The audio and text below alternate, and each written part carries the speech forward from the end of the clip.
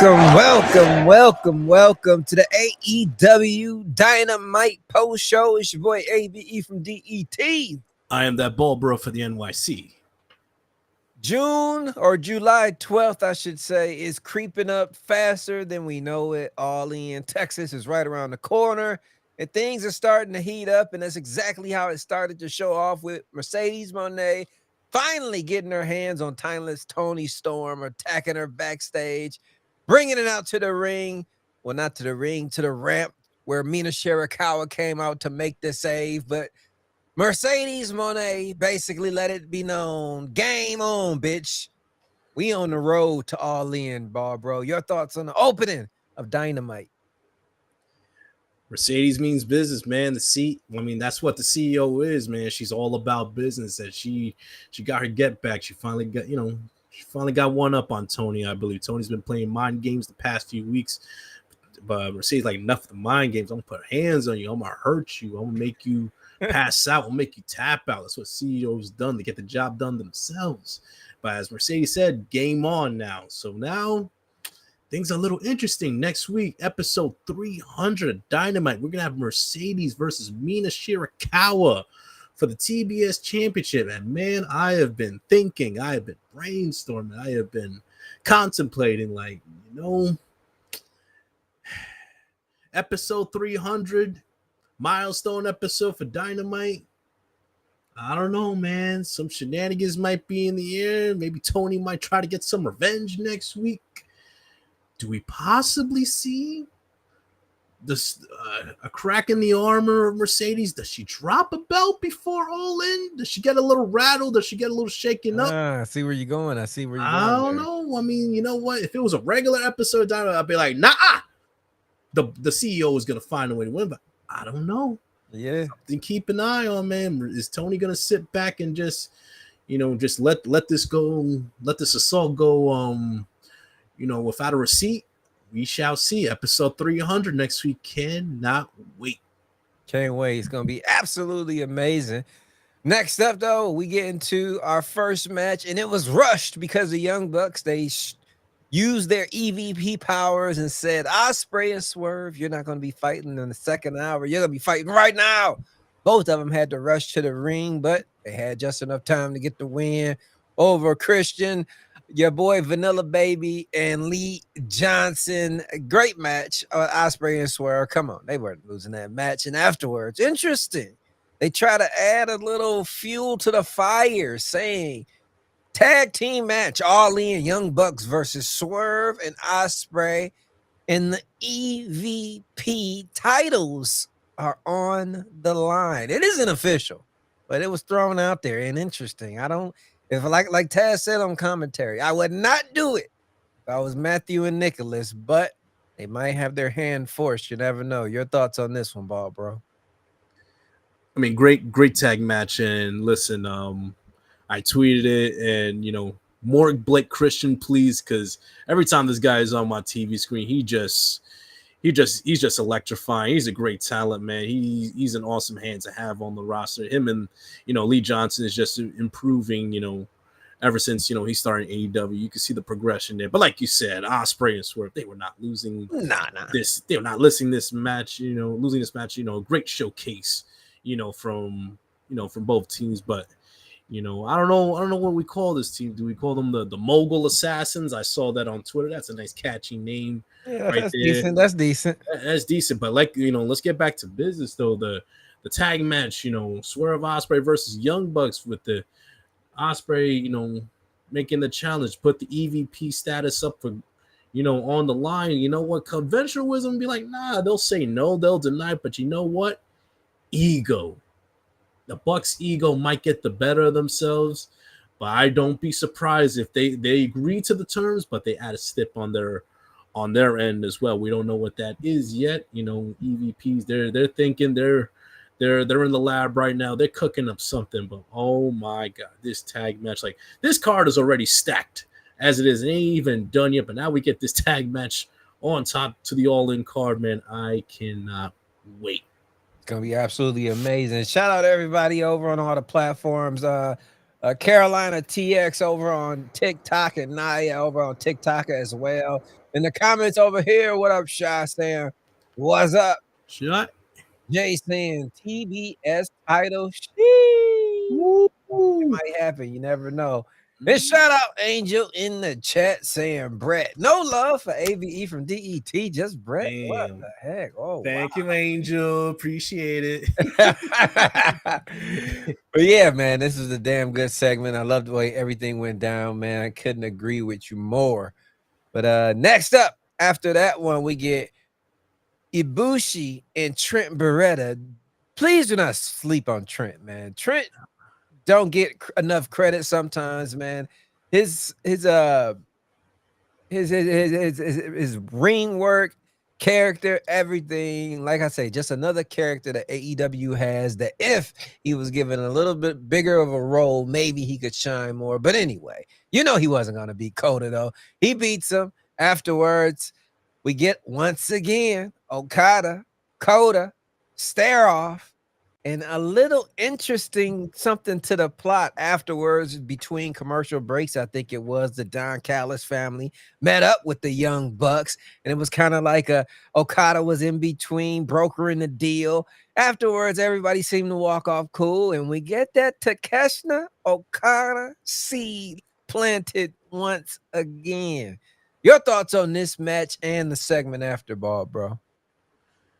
Match was very good. I mean, listen, I think you can notice within the first few minutes of the match that Coda he was just moving a lot better. He looks to, I think, just off this match alone, he looks to be, I think, a little bit more healthier than the last time we saw in the ring. I think, hopefully he's taken off enough time, to properly heal, and I hope he's a 100%. But he looked great in this match. And like you said, Trent, don't ever underestimate Trent. Trent is a very underrated guy, on this roster. I mean, he's a good hand to have, and he was the perfect opponent for Cody.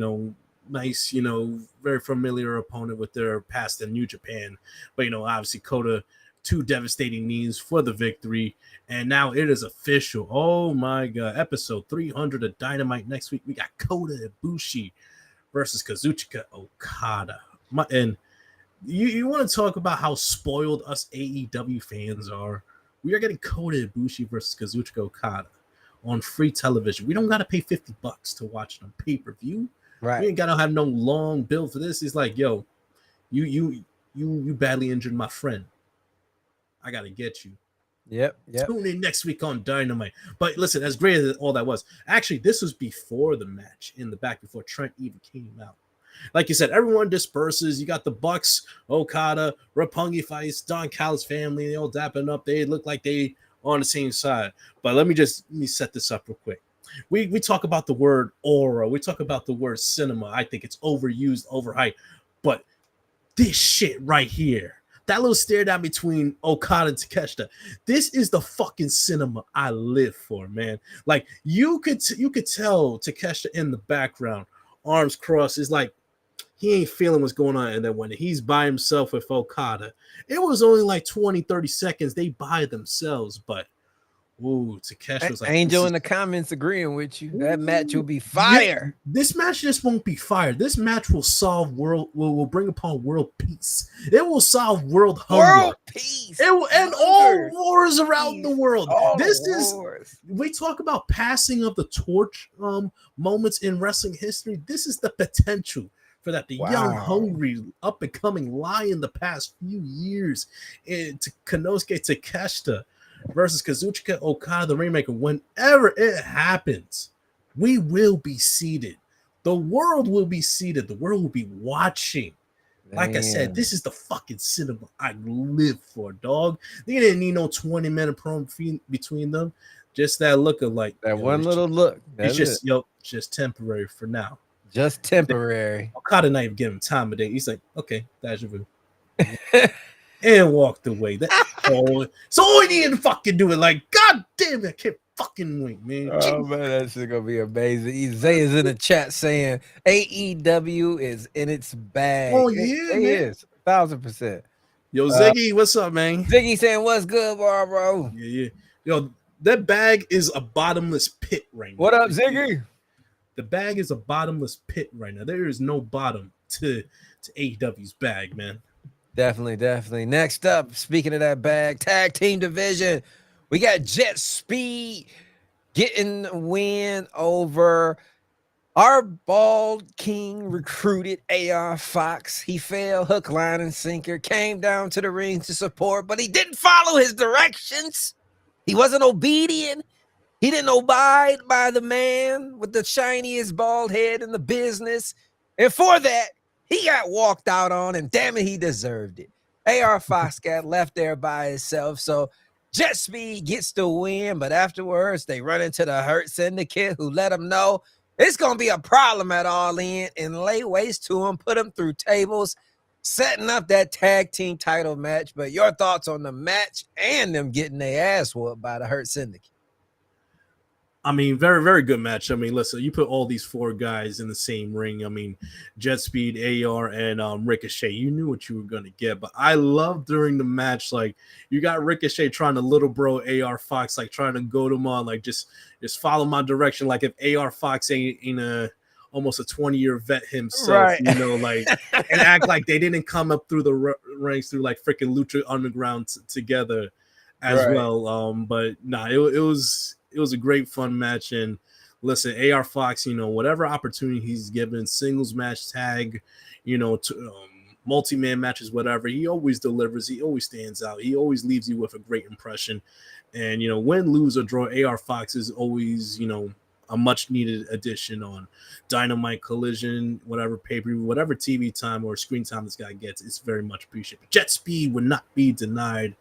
And my God, they look great. And you know what? But like you said, got taken out, driven through the table by Hurt Syndicate. Yep. Tag team match is official. We're all in. Jet Speed versus Hurt Syndicate tag team titles. We shall see. Are the young, hungry Lions ready for this mammoth of a challenge in front of them being the Hurt Syndicate? I don't know. It's looking a little bleak right now. It's looking very bleak. Very bleak. Very bleak. We'll see, man. You know, we've seen some crazier things in the world of professional wrestling, but I don't know. That is one tall task right there, beating the Hurt Syndicate right now. Yep. Next up, we get the first of two number one spot casino gauntlet match, and it's the men's.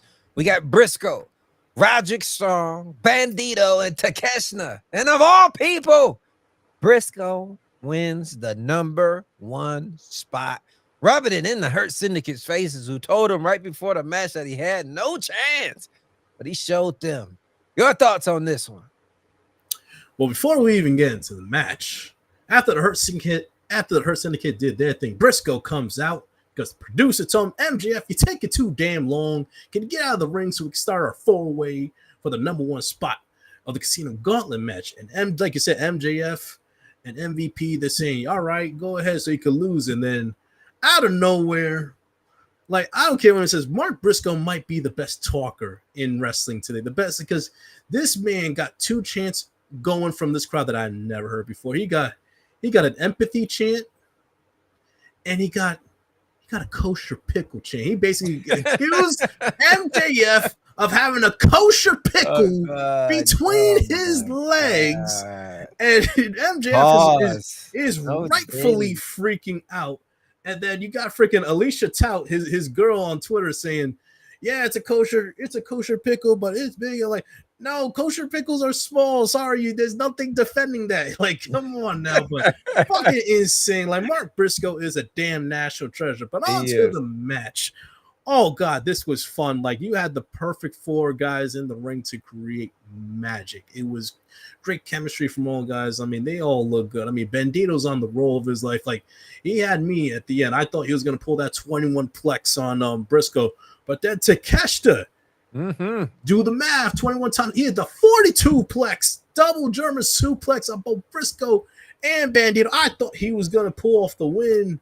But, man, Briscoe, right place, right time, you know, hitting Roderick Strong with the froggy bow. 1, 2, 3. He's gonna be the number one entrant in the Casino Gauntlet match. And man, like, all of us making our predictions for the Gauntlet match, I didn't hear anybody say, Briscoe, do not count this man out right here. He's over. That's all that matters. He's over. He's a hero in every fan's heart. Like nobody, it's a very, very, very, very small list of people I think who don't like Mark Briscoe. I would have zero problem if at all in Texas, if he won that gauntlet match, if he won that number one contendership for a title shot down the line. Not mad at it at all. Yeah, let's go.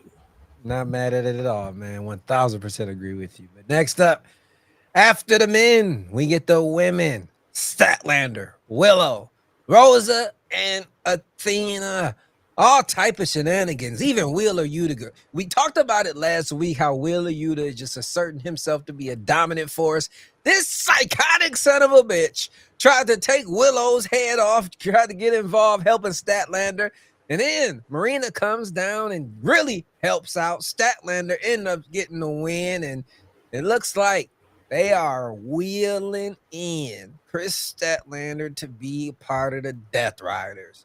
Your thought on her being the number one spot now in the women's casino gauntlet? Like you say, it's like we talked about it last week on Collision. I mean, Wheeler, he's planting seeds. He's planting seeds in Statlander's head. She can't do it by herself. Why don't you be the best version of you? You don't need Willow, and not necessarily that she needed that help, but you know what? They did play a factor in that match. She's the number one spot in the women's gauntlet right now. So we'll see how that plays out at All in Texas. But listen, everyone played their part in this match. Good match overall. Athena being on AEW television is much welcome. But I need everyone just to chill for a sec. Listen, just because Athena did not win the number one spot does not mean she won't be in the gauntlet match. I can guarantee right now she will be in that match. She will be in the all-in card. It is her hometown. So let's just pump the brakes, take a deep breath. She's going to be there because, man, listen, she was cleaning house in that match. You see why the fans are hungry to have her on that main roster, have her on Wednesdays, Saturday nights. Like, that's where she needs to be. Right there, and she will be there definitely at All In. She will make an impact. You know what? I'm gonna call her right now. I think she will win the women's casino gauntlet match. Breaking news. She has to. I think, you know what? I think and I think Willow will be in the match as well. You know what? I think that they're gonna be too caught up. They're gonna be too caught up within each other to win the match. They're gonna cost each other, man. They're gonna wipe themselves out. And Athena, the Minion Overlord, will take advantage of the chaos. She will pick up the win. Athena will have that number one contendership title shot down the line. She's gonna win that gauntlet match in front of her home crowd. I hope you're right, man. I hope you're right so too. But we're looking at all these women, and it got me thinking about AEW women tag team titles. And in the chat, even Angel is saying, "I'm really happy for Christy, but it's time for the tag belts." Can you see it now with Penelope, Megan Bain? Now you got Statlander, Marina Shafir. There are little teams being developed here in AEW. We could be closer than we think to a tag team women's division. I think we're gonna get the unveiling, the debut of the women's tag belts after All In.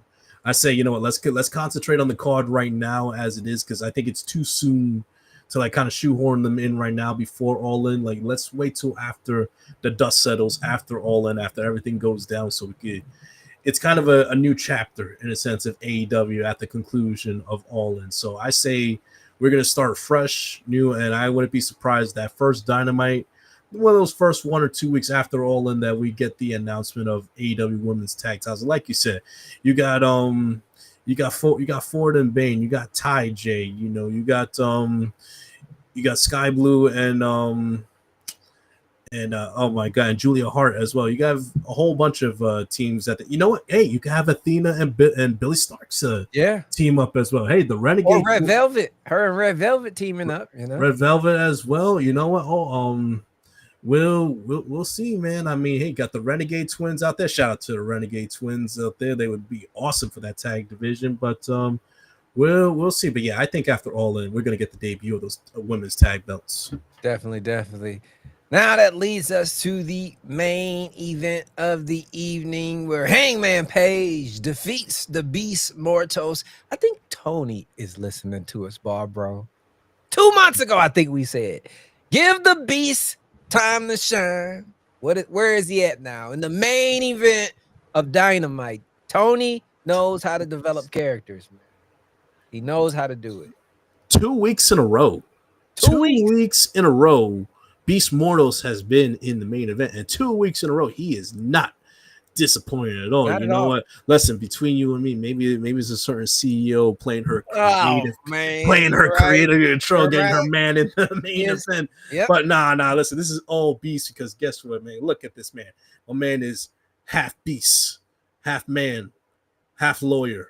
Yeah, I had to look it up last week. I'm like, a lawyer? What Yeah, is Bald Bro talking he about? said he's about to pass his bar. He's also going to be a lawyer. I heard, I seen. Like Mark Sterling's gonna be like go fucking figure, man. I mean, you got wrestlers in AEW who are lawyers, dentists. I mean, it's insane. I mean, in 2025, everyone needs a side hustle, I guess. Yeah. But yeah. Well, why not? But back to the match. I mean, dude, this was awesome, hard hitting action. I mean, they were throwing everything at each other in the kitchen sink.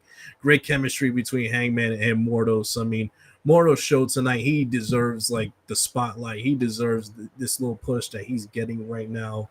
I mean, he stood toe to toe with, my opinion, one of the best wrestlers in the world. The main character of AEW, that being the Hangman. And speaking of the Hangman, this ending of this match, like I don't think I've seen Hangman do it all. Right.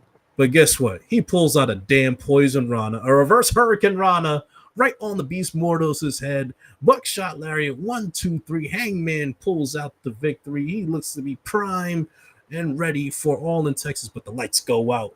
Dun, dun. And the lights come out. Who is it? It's the goddamn EVPs, Matt and Nick Jackson, hitting Hangman with the EVP trigger. They definitely remember that clothesline that Hangman delivered last week. They didn't forget.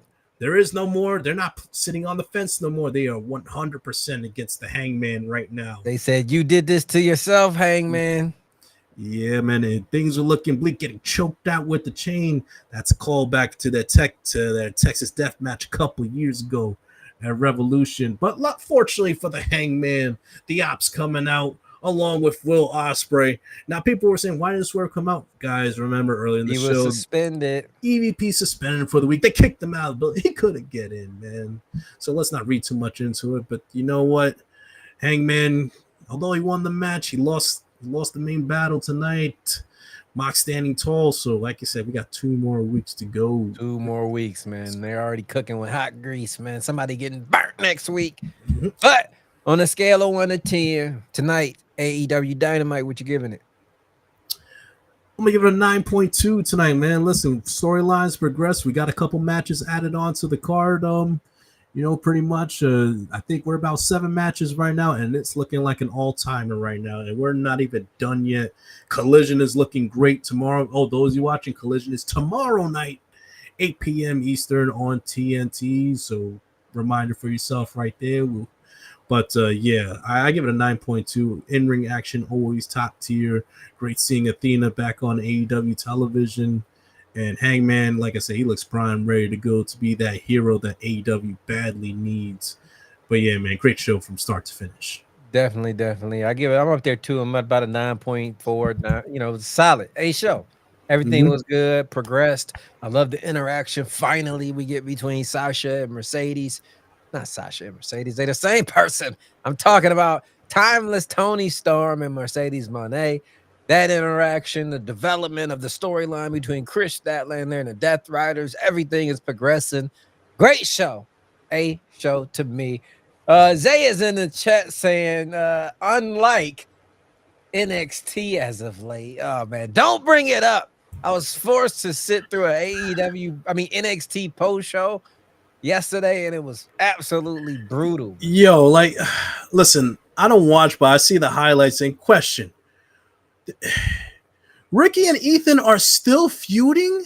Man, what's going on? Listen, all due respect to Ricky, am I bugging? But he's been in NXT since February. He's only been feuding with ex-AEW members, and it's still 2-3 months feuding with Ethan. That's not even the worst of it. This show is just a big piece of shit Yeah. right now. Man. I mean, especially let's be honest, since all the call ups to NXT recently, like Stephanie gone, Julia gone. I mean, it's just like I understand they're restocking, you know, with like a lot of evolved talent and a lot of new. Yeah, it's too talent. mudded right now. It's like I don't know characters because I'm not watching LFG or I'm not watching Evolve. Who is this guy? Who is that guy? Yeah. It's just too much to focus on. Nah. Crazy, man. But anyway, AEW out the park. Like Bald Bro said, tomorrow is AEW Collision. Post show. We hitting the post show tomorrow, Bald Bro? Yeah, why not? Post show tomorrow directly after Collision. So make sure you guys tune in to that. Turn on all notifications. What's popping with the group chat over there, brother? Group Chat Wrestling Podcast. So we actually recorded this past Monday. So we released a new episode today. Episode 51 just launched today. You could find it on Spotify, Apple Podcasts, YouTube, and all your podcast platforms. Episode 51 Group Chat Wrestling Podcast available right now. Yeah, dude, we are rocking and rolling. We got some things cooking up right now. You know, a lot of exciting things on the horizon. You know, all I can say at this point is just keep, follow us on Twitter, Group Chat Wrestling Podcast. Follow us on TikTok and Instagram as well. We release about 3 to 5 clips every week for every episode. And like I said, you know, I say it every week, but we keep getting better every week. And like I said, exciting things that are happening are on the horizon. So stay tuned, my friends. Stay tuned. And ladies and gentlemen, it's the first time we kind of even announced this, but in the coming week, you're going to see some new sub channels opening up under the Holy Shhh Podcast. Of course, we've got wrestling, but we got a few new things coming. So you'll see them rolling out this week. But like Bald Bro said, man, you just got to keep getting better. We want to encourage the IWC to do the same. All our fellow creators, keep striving, keep creating, keep innovating, and most importantly, keep being you. Till tomorrow, AEW Collision. It's your boy ABE from DET. I'm that Bald Bro for the NYC. You guys have been tuning in to the AEW Dynamite post show by the Holy Shhh Podcast. Peace.